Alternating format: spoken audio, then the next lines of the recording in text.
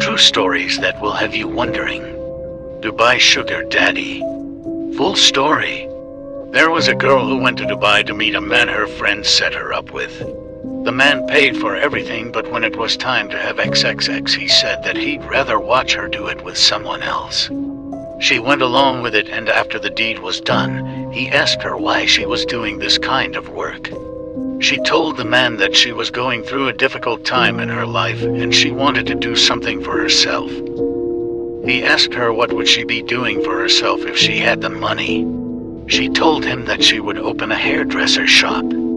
He asked her how much money would it take to get her started. She told him $7,000. He told her that he will give her the $7,000 euros, but she had to promise that she'll be his sugar baby. He promised her that he'll send her money all the time, but she cannot give herself to no other man unless she asks his permission. She was desperate, so she agreed. He gave her $10,000 euros, but told her that if she wants to be successful, she has to send her client's hair to him every week.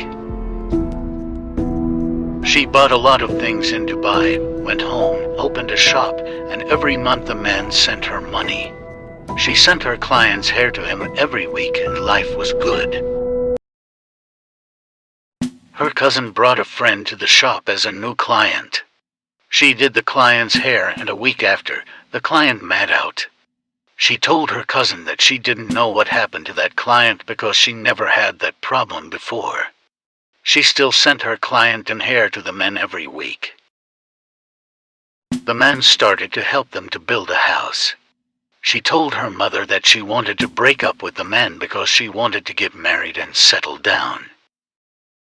Her mother told her to wait until the man finished building the house, then she can break up with him. Her mother was living with her and wanted a proper house with swimming pool and everything. Her mother went mad shortly after. She went everywhere, to every doctor trying to get help for her mother, but nobody could help. By this time, she wasn't sending any hair to the man. He called her and texted her asking for the hair, but she ignored him.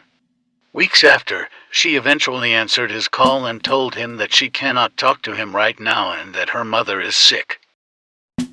He blocked her. She blew through her savings trying to get help for her mother.